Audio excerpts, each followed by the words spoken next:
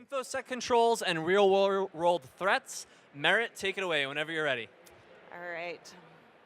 Thanks, Nick. Thanks, everyone, for tuning in here. I know it's a busy day. Lots going on, and hopefully you can hear me over the background noise. Yeah? Great. As Nick mentioned, my name is Merritt Bear. I'm a principal security architect at AWS. I work in global accounts, which is our largest customers around the world. Fortune 100, Fortune 200 folks across all verticals. So oil and gas, manufacturing, automotive, healthcare and pharma, retail, consumer goods, et cetera. As you could imagine, those are complex regulated industries. There's lots of complex security and regulatory and compliance issues. So these are some INFOSEC controls that I think we can and should be talking about as you build your environment in AWS. You know, as we look to scale any environment, whether you're a small, medium-sized company or a large one that may be moving significant workloads all at once, you're going to need to put in place some measures to make sure that you're getting bang for your buck in terms of your security efforts. And security controls are one way to do that. So I want to talk about that, and we will talk about some of the real-world threats that are out there and what it would look like to architect for them and to see them and remediate for them on AWS. I've got a partner in crime here with me today. This is Humberto. I'll let him introduce himself. He's going to be shadowing, and so feel free to engage with us as we go through the content today. I'm going to open it up that you can raise your hand at any time and add a question in, and we will also have some dedicated time for questions at the end. Hi guys, Humberto Ferrer. I'm also a solutions architect with global accounts based in the United States and Texas. Also working with our largest customers. And with these customers, nothing starts without security and compliance. It's extremely important to make sure that all of these aspects of compliance have been looked into before any project can actually get any traction. So it's absolutely important to us to make sure that our customers feel comfortable with our shared security model and with the controls that we provide. Awesome. Let's kick off. All right. All right, so here's our agenda. We're going to walk through what security controls are. I'm going to talk a little bit about the automated reasoning group at AWS, in part because this is just an indicator of what it looks different in cloud. Now that infrastructure is code and security is code, you can validate your decisions and make sure you did what you intended to do with your controls using tools like automated reasoning. Then we'll move into some of these real-world threats, and I don't expect us to go through all 5 of these, but I have kind of a framework for how you can evaluate to look at your resources and look at what you're trying to model against and be able to take this home and use this as a toolkit to apply to your environments and to your situational calculus about risk. So this came out from my personal recognition. I was talking with these C-suite executives, and they tend to be risk averse when they're talking about security, as you can imagine. And these CISOs and CIOs and CTOs are saying, we're just not sure we can move these workloads to the cloud. We have some concerns around security, or we just don't feel comfortable. And I guess my point and the impetus for doing this kind of talk was like, you already have a security posture. You don't exempt yourself from this conversation by not going to cloud. You have a security posture. You are literally and metaphorically paying for it today. So is it the one you want? Is your set of assets something that you have inventoried? Do you know what your crown jewels are? Have you put in place the kinds of controls that you actually have made decisions around?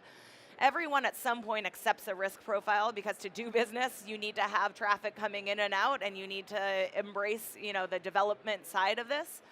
But what that means is that you should be doing that coherently, right? Your risk posture should be something that you've put in place as a result of your business decision making, and really it's kind of security as a bottom line proposition.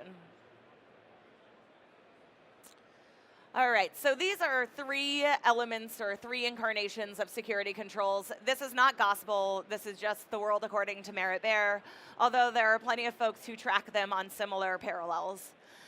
So the first type is directive, which is just preventing actions from happening. So if you, for example, put in an IAM set of permissions that do not allow for a certain set of actions, those actions just cannot happen. Of course, you pay some price if you put in directive controls and then you need, that trouble ticket to be put in so that you can actually take that action. Your developers may be frustrated if you put in too many directive controls. But on the other hand, they produce like this very bound universe of what actions can occur and what cannot. And part of this comes back to our, what I alluded to earlier in terms of the differentiation with cloud, that whereas you might have previously conceived of firewalls and other kinds of perimeter-based limits, with cloud, you're thinking through, security groups and IAM permissions and like the universe of allowable actions. So something like a firewall might actually take the form of security groups and NACLs, network access permissions, right? The next set is detective. So these are going to be your logging and monitoring and your alerting. So you can keep these. You're going to want to decide coherently what you want to do with these logs, but basically you allow the actions to happen, but you put some monitoring on it. And if you're a sophisticated company, you're probably going to want to use some kinds of data analytics. Maybe you want to have a data lake that you can mine for some predictive analytics. Maybe you want to use some existing tools out there. We have lots of marketplace partners, and we also provide some ability to take and extract insights from your security logging and monitoring data. But at the end of the day, this is just like the set of actions that did occur, or even actions that were attempted, as in the case of CloudTrail. It'll show you, now that everything is an API call, it will show you who tried to do what action and whether it went through or not. So even failed attempts will be logged, and you can look at what people are trying to do, whether it's an attacker or just one of your employees who may need, different permissions. It's worth noting that this is different than audit trail. Sometimes folks put this as an auditing function, but really for the sake of auditing, if we're talking about a third-party auditor here, it's not the same premise. You're not trying to just log and monitor and extract insights. Audit, you want to put into a separate bucket that doesn't have any access and just says, this is immutable data that we're going to share with a third party. You can also share with your auditors your controls and how you've set them up so that those actions just cannot happen, right? And we can help customers with mapping some of those audit requirements to what it looks like in the cloud. As you can imagine, with SOC 1 and SOC 2 and ISO 27001, and some of these requirements look different in cloud. So we have mapped them before, and we can help you map them again. And the third iteration is responsive or automated controls. So this is your Lambda, this is your CloudWatch events. It's when you have a threshold at which you actually go through and remediate or cause another action to occur. One of the unique factors in cloud, I think, is that you can and should be getting more and more automated. It's what allows you to scale. It's what allows you to move quickly in your journey. And at some point, there will always be a need for human decision making, right? You're going to have some analytical requirements, some human level judgment calls in your incident response or in your setting up these controls in the first place and all of these kinds of junctures. But what we strive to do is allow customers, and frankly, what we do internally is strive to minimize that gray area where you need to make a decision, where you have to have a human involved. And one of the ways to minimize that gray area is to think through what you can put in place in terms of these security controls, and particularly what you can automate. Any questions so far? Everyone's just wrapped. Great. Okay. So these are some questions that, again, this is not gospel. These are ones that I think are relevant. Yeah. That's a good question. He asked whether he could get a copy of the presentation. I don't know the answer to that, but I will have Nick find out by the end so we can give you an answer. Okay. Any other questions? Okay, yeah. So as you can see, these are questions that I think, I walk through with customers as we sit there at a whiteboard, and it's like, how do you think through what kinds of controls you want to put in place and then what form they would take? And these are particular to the business. So, we're going to talk later, for example, about crypto mining. Well, if you're the Bank of Omaha and you see instances being spun up in Mumbai at an odd time using high compute power, like, okay, maybe that looks like an attack and they're using known DNS addresses that are associated with crypto mining. You start to get more and more information.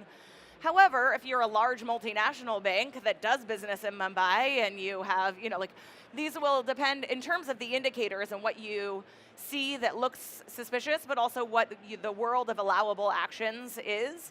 It will depend on what your business is and what's expected or allowable behavior and what you want to be monitoring or automating or just not allow to happen at all. Part of the texture here is that it's situational. But of course, it's not like unknowable. You just need to use some coherent thought processes around it to make sure that you're tracking for the kinds of threats you're trying to think through. All right, so here we're going to dig a little bit more into each of these types of controls. So preventive controls, some examples are IAM, hardening and patching. So you may want to roll these out just like, we don't care what the developers say, we're going to say this has to happen. Network protection, these are the ones that you just say, we're taking a hard line here.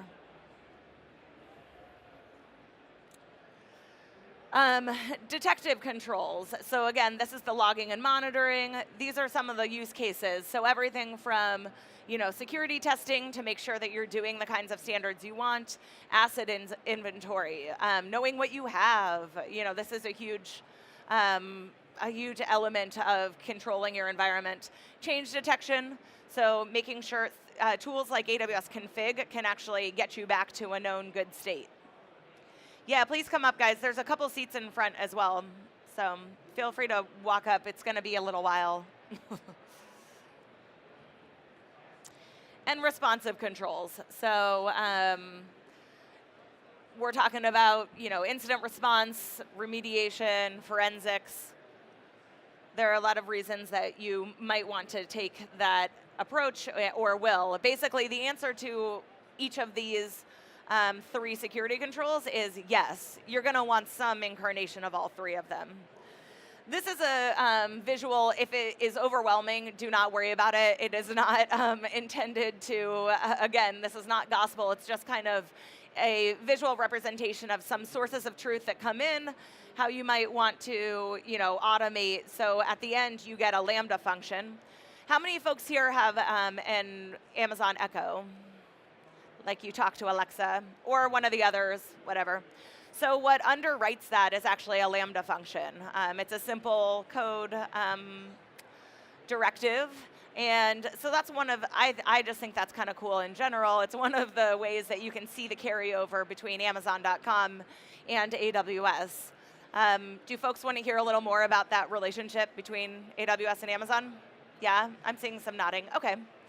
So AWS does stand for Amazon Web Services, so we are part of Amazon, but we consider them one of our largest customers. In 2006, we realized that we like Amazon writ large, realized that we had built this core capability in large-scale infrastructure, so data centers and servers, and started to provide it as a service. So that is the infrastructure platform that you now can interact with today. How many folks have logged into a cloud console? Awesome. So sometimes I have a slide that's like a picture of a data center with just like messy cables and servers everywhere and racks and stacks and HVAC and all of the headache of having the concrete floor up to the hypervisor layer is what Amazon manages. So that's the bottom layers of the stack up through layer 4. The customer has the responsibility for, but really, the freedom to build on those top layers of the stack. So above the hypervisor is the software layers up through layer 7. And that's where you're doing all the cool stuff that you and only you know what you want to work on. So it's you control your data, you own your data, but you have outsourced that headache of building data centers and having to maintain them. and secure them, of course, which takes the form of everything from like physical security to HVAC and all of the other laborious inputs that go into maintaining really large-scale infrastructure. We have a cool graphic for places around the world if you go to infrastructure.aws. But basically, we've got global presence around the world, so you also can just change your regional location with a click in the top of the screen. It gives you a lot of dexterity when it comes to building out your infrastructure and staying compliant and choosing really deliberately where your points of presence are, potentially as you navigate through regulatory and compliance and other considerations, as well as your operative development considerations. Any other questions? No, everyone's got everything. Okay. This is just, again, don't worry too much about memorizing this diagram. It's just tracking some of the security services to the categories that I identified in terms of these, protect, detect, and respond. Sort of the life cycle of security services. But I think for purposes of today, it doesn't matter whether you're on AWS or any other cloud platform. You should be thinking through your security controls and your risk posture in a coherent way. Here are some partner solutions. I feel like this is, obviously one of those to keep in mind that you can run. If you have something you already like, you can probably run it on AWS. All right, so moving into automated reasoning, I think that this is one of those cool areas that really demonstrates where cloud is different. But it also means that you can basically validate that you did what you thought you did with your security controls. So the automated reasoning group at AWS actually came from an academic group of mathematicians. And it is basically, now that we have problems that computers can admire in new ways, we are trying to scope down problems that make the intractable tractable. So you can take a few things, and once you have scoped it down, you can say, if you accept this and this to be true, then I know this to be true. And you can know it with a mathematical certainty. So take, for example, the infinitude of primes, a Euclidean math premise. We accept that there are an infinite number of prime numbers if we accept that numbers operate the way that we think they do, and no one goes out there and tries to count them. And even with compute power, if you were to send a computer out to count it, you would just have it in a loop, right? But this is part of the premise of these policy and network configuration tools, is to take an intractable problem and make it tractable. So we scope it down. Let me get a little more specific. So don't worry about memorizing this code. I just grabbed some sample code. This is spinning up a single EC2 instance in a VPC and a single subnet. But basically the point is, and you guys have logged into the Cloud Console, you said, you now know you can just grab text. This is a CloudFormation template on the left. And you deploy that, and all of a sudden you've got physical resources running somewhere, right? You've got infrastructure as code. You deploy this code, and you've got infrastructure running somewhere. And you've got the compute power available to you that's associated with that infrastructure. Well, now you want to actually be putting IAM permissions on. So up in the right there are some IAM, it's a JSON standard IAM policy that allows access during it's MFA access during specific dates, so it puts some parameters on. And basically what this means is that ultimately we're getting to the point where you've got security as code. So down in the bottom right there is a Lambda function that remediates, and you can write it in a number of languages, but basically as we move to security as code, you can now encode policies as logical formulas. So you can do automated compliance with this. You can do security as code. The universe to you appears different. And although there is physical infrastructure under the hood that's spinning up when you put in place those code functions, on the customer end, this is basically kind of like magic. And the math has to reconcile, which is a totally different approach than that kind of perimeter-based, like hacking away at it, previous perspective on security. By the way, who knows who this is? What's that? It's Euclid. I mentioned him earlier, but he's acknowledged as one of the fathers of this type of thinking. So at AWS, we use automated reasoning both for the customer-facing layers of the stack and for the internal bottom layers of the stack to prove that we are mathematically reconciled. So for instance, we want to prove that our boot code is correct. We want to prove that our crypto is correct. And then on your end, we provide some tools to allow you to compare policies to see, as a matter of fact, which one is more permissive. And we have a tool that allows you to look at your networks and find some answers to questions without having to actually deploy any packets. So Zelkova is the tool that will compare IAM policies for you. And there's an incarnation that's actually spinning off that will allow you to compare escalations of permissions as well. So this is literally just a mathematical truth at one point. You can do a comparison of two policies, and it will tell you as a fact which one is more permissive. I don't know how many folks have been, hands on the keyboard, but once you've done a bunch of IAM permissions policies on, users and roles, and then on resources, it can be kind of hairy if you get very fine-grained about your permissions. So, user B can only access this resource on Tuesdays with MFA between 1 and 2 p.m. You can get very fine-grained in AWS, which is great, and these are written, again, as code, so this would be security as code.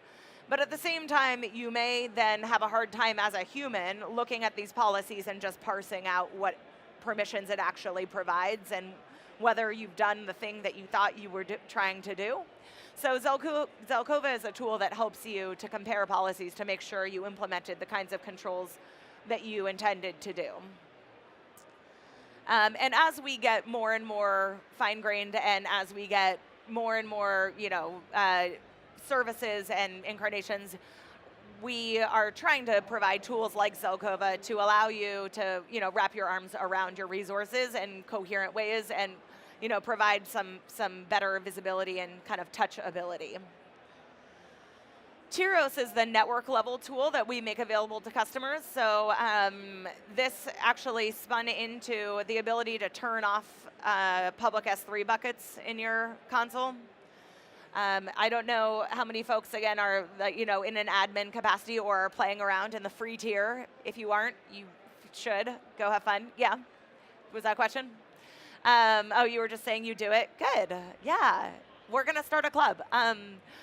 So if you are, you will notice that you have the capability to turn off public S3 writable buckets. And that if you do put a public S3 writable bucket, you will get kind of an exclamation point next to it, just alerting you that that is publicly writable. There are plenty of perfectly sound use cases for having a public S3 bucket, the primary of which is a public-facing website. However, we know that some customers have struggled with, being aware of their assets, and of course, a public S3 bucket could be a huge security vulnerability. So Tyros is a tool that can go out, for example, and hunt for something like that. And we now then built out the capability to just have it not happen.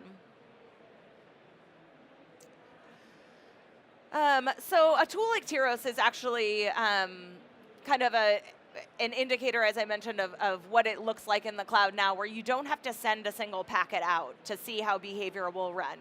You can actually just query the code itself and see what would be allowable. So here are some use cases for these types of tools. This is a capability or a tool set or a way of approaching cloud security. And I think that you will see us continue to iterate on it, both internally in terms of what we do and proving our protocols are correct, and also in customer-facing products like Zelkova and Tyros. So these are not the gospel. These are not the be-all, end-all. It is an iterative process, and as you may already know, we build 90% of our tools and our capabilities come from customers giving us feedback on what they need and what they would use. So I would expect that based on the capabilities that you would use, we will be building out more ways to reason about using formal methods about security on AWS. All right, so we're going to dig into some common real-world threats here, as promised. Actually, I'll break again. Do we have any questions before we dig in again? Yeah. Sorry? So good question. Zelkova and TROC asked, where do I find those tools? They are actually built into a couple of our core capabilities. So config, for example, uses TROC, and our IAM permissions use Zelkova, so you can compare it. They are not standalone products. They're built into some of the other capabilities, including an inspector and config and IAM. Yeah, definitely makes sense. All right, any other questions? All right, so we'll start with crypto mining. I think this has been hot lately. So again, I guess my point with this isn't to provide completely factual information. This will always be a sort of reasoning or a process by which you decide which controls to put in place, what makes sense. I've never had this happen while I was giving a talk before.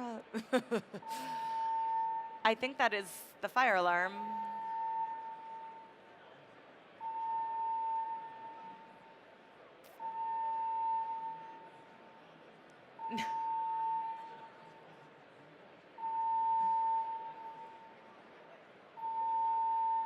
Well, hang on.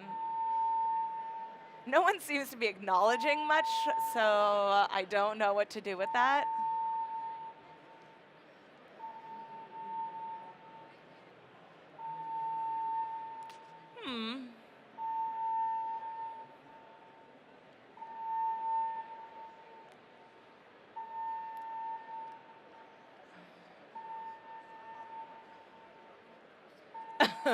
Okay, no one really knows.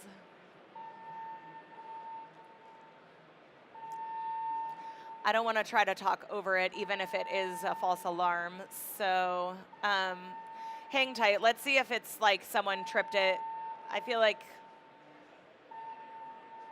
there are sometimes accidents in big groups of people like this where someone hits it by accident.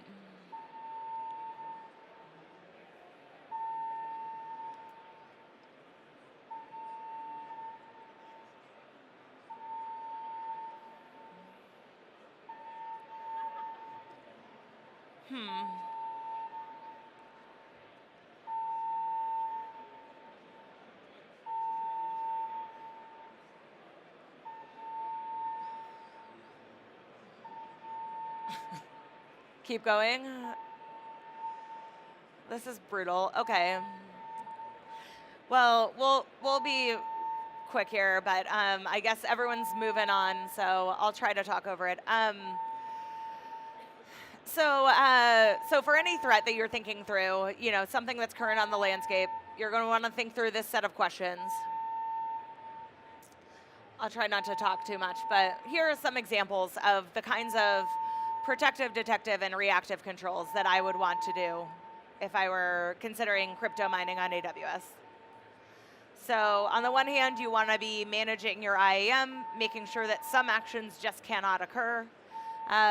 You want to use SSO to minimize your friction and to integrate your IAM decisions with your sign-on.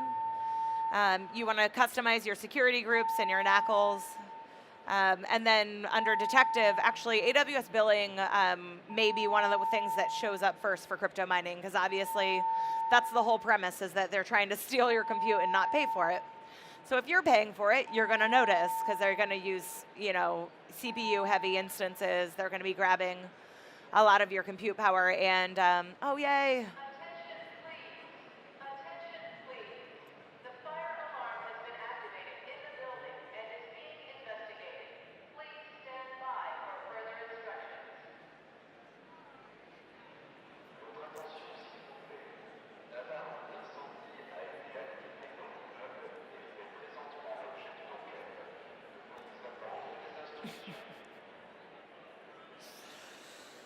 Okay. You can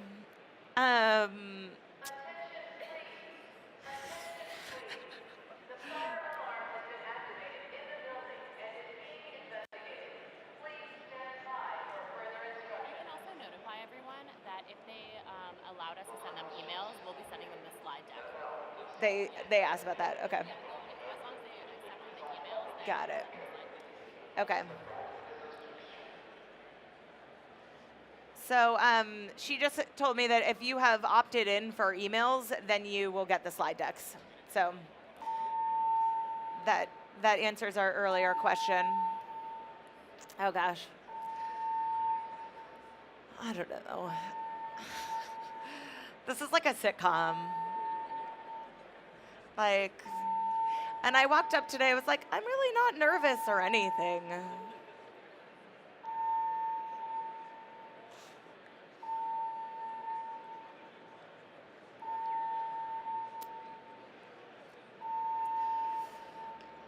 Okay. Well, I'm going to struggle through. There isn't that much left, actually, and a lot of it you can read, and I wasn't planning to read my slides anyway. But anyway, so billing is going to be one of the big indicators when it comes to crypto mining. CloudTrail is going to show your API calls. This is true across the board. As I mentioned, even failed API calls will show up in CloudTrail. GuardDuty is an Amazon security service, and it has a custom security finding for crypto mining. GuardDuty doesn't have any false positives because it only acts on behavior that actually happened. So it could be false in the sense that you've allowed that behavior, but it's not false in the sense that it didn't occur. So I think customers generally really find high value from it. You just turn it on.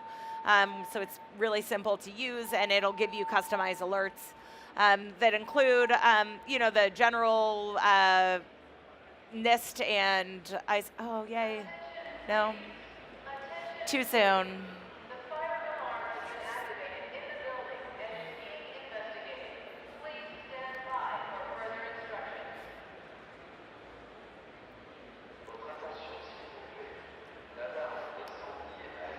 I mean, on the downside, if there were an actual fire, this would not be the way to convey to people what to do. Like, we have just cried wolf.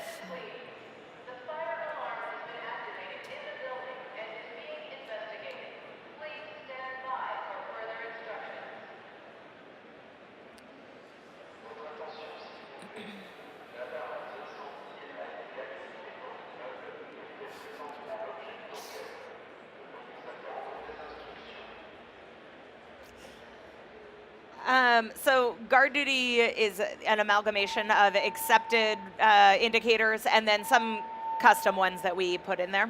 And it'll have a gradation of whether it's high, medium, or I forget what the basic level is.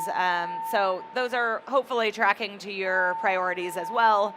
And for crypto mining, we're looking at behavior that tracks with that kind of CPU usage, that kind of billing alert, but also going to known DNS addresses and some of the bad guy behavior that we expect to see. In terms of reactive, there are a number of actions you'll want to take remediating for compromised instances.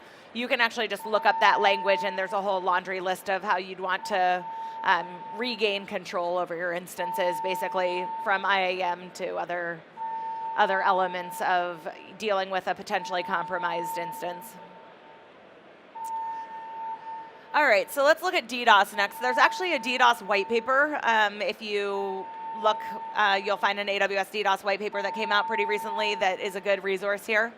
But in terms of mapping to controls, here are some examples of, again, this is not the gospel. These are ones that I thought of or tracked to the kinds of categories that we're thinking through. So the AWS WAF at the network layer, NACLs. We have a service called Shield. Shield standard is included. You don't have to pay extra for it, and it provides you some basic DDoS protection. Shield Advanced is here in reactive controls. So your DDoS may happen, but with Shield Advanced, you're actually reimbursed for any cost that was associated with your DDoS. So you'll metric back to your basic, to your baseline of costs, and we reimburse you for it. So it's sort of like insurance against the cost of a DDoS. And then in Detective, you're going to have CloudWatch, you're going to have CloudTrail, all the usual sources of logging and monitoring data that you can track. All right, I'm going to just give these as examples. You could track, the same kinds of controls for something like ransomware. Of course, these days, ransomware is sometimes just the destructive malware that we've seen with, NotPetya and WannaCry, where it was never intended to be out there for the money. It was out there as a nation-state level attack. So it's all the more reason why in cloud, there's no excuse to be ransomed. You can control copies of your data anywhere. You should be archiving. You should be metricing back to a known good state using tools like config. But again, this is a current threat that you will want to track for with your security controls. DNS tunneling and exfiltration, you can use custom DNS. There are tons of approaches that you may want to consider as you look at, this is, a current threat, whether you're in the cloud or not.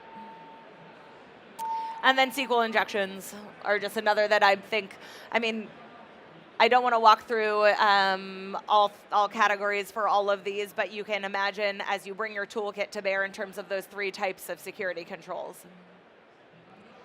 And that is it. I wanted to speed through, and of course now they basically stop. But any questions?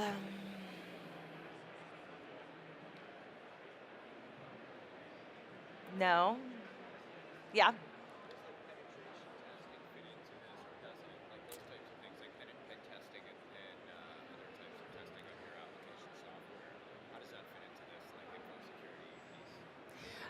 His question was, how does pen testing fit into this? So, do you want to take this? No? Okay. So there's kind of 2 answers. One is on our end, in terms of whether we pen test and how and what. Because I think usually the first question would be like, of what, right? So we have third-party auditors that attest to our compliance with, ISO and SOC 1 and SOC 2, which is a primary security one that includes requirements like pen testing. And that is the evidence that we point to. We don't provide pen test reports to customers, but we provide evidence in the form of these third-party attestations. Those are actually available to customers if you're under NDA. So if you're an enterprise level customer, not just like an individual using your free tier, you will have access to those compliance reports in the console under something called AWS Artifact. So you can see that we were compliant with those. In terms of you doing pen testing on your own architecture on AWS, you have to put in a trouble ticket and just say that you're going to be doing it, because otherwise we would probably turn off your resources and be sending you emails saying you're doing weird stuff or things are happening. So you can do it, and we have actually recently scoped down the permissions that you need in terms of some behavior you can do, and we are allowing folks to do it without putting in a ticket. We can get into the details, or you can look them up online. But basically, it depends on whose part of the stack we're talking about. But you can pen test to the extent you want to, and that's part of it is making sure that you, in your defense in depth, that you've layered on the kinds of permissions that have the effect that you wanted, which actually sounds simpler than it is. In practice, there's between escalation paths and resource-based policies versus user-based policies and all the kinds of fine-grainedness that come with these kinds of control that you can get with code. It also means that it's sometimes hard for just individuals, humans, to parse it, which is why we use tools like automated reasoning.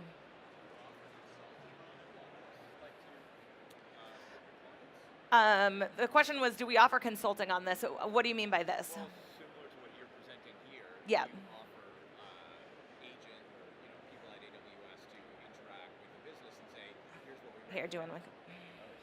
No, you're fine. I can repeat it if you want, if you don't want to.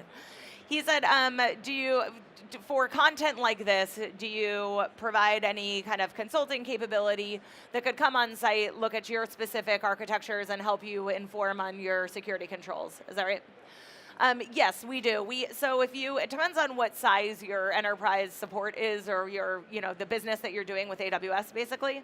So if you're if you're at a level where you're getting enterprise support, then you will have an account team that is dedicated to you in general. And so you'll have some technical expertise there to call upon. If you are not, or if you want additional kind of hands-on keyboards from our side, we have a group called ProServe, Professional Services, that is basically a consulting arm. They are AWS employees, but they're a consulting shop. And they will do statements of work, and they can come on site. They have an employee badge, and they come on site and help you implement. And so because it's project scoped through a statement of work, we're talking about they could put together, a set of model security controls, an incident response simulation, whatever, like to test it at the end, those kinds of scoped down products. It's called AWS Professional Services, ProServe. Yep. Absolutely. And for that, you would pay. But if you're at enterprise level with your account team, that just comes with the fact that you're doing business on AWS. And they will want to help you, Yep, no problem. Any other questions? Oh, she just said that? Okay. Apparently, it is confirmed to be a false alarm. We are not going to our fiery deaths, but we're going to listen to this for as long as they choose. Any other questions? Yeah. So we were looking at some third-party intrusion detection systems. Hang on, I think we've got a mic if you want to spare me from. Thank you. Hi. So we've been looking at some third-party intrusion detection systems that look for anomalous network activity, but can't really get their heads around EC2 instances that disappear and get rebuilt with, code deployments every couple of days. So this sort of transient nature of the servers messes up any kind of pattern development. So I don't know if there's what you recommend in a situation like that. I guess it sounds like a lawyer answer, but it depends. It depends what you're trying to use it for. I get customers coming to me and saying, can we get full packet capture? And it's like, for what, though? So I guess there definitely are partners that can work with AWS resources. We also have some native tools that can do IDP, IDS, and it would depend on your use case. But I definitely can understand how you would need to validate that your use case makes sense for a vendor when you're running AWS resources. The thing about cloud is that there's a trail for almost everything that happens. So I would think that it just might take a different form, that you've got, CloudTrail logs and CloudWatch, and you've got events. And so there's a fairly immutable ledger of what's happened in your environment. And so it may just mean that you need to ingest and extract insights from those in ways that didn't feel security until you use them for a security purpose. Does that make sense? Yeah. Okay. Any other questions? All right, great. Well, this is my email. I'm on Twitter at @MeritBear. Feel free to come up. I'll be at the booth afterwards, and I can give you a card. And thanks for tuning in. Could we all get a huge round of applause for Merit for powering through that fire alarm? Awesome job, Merit. Thank you so much.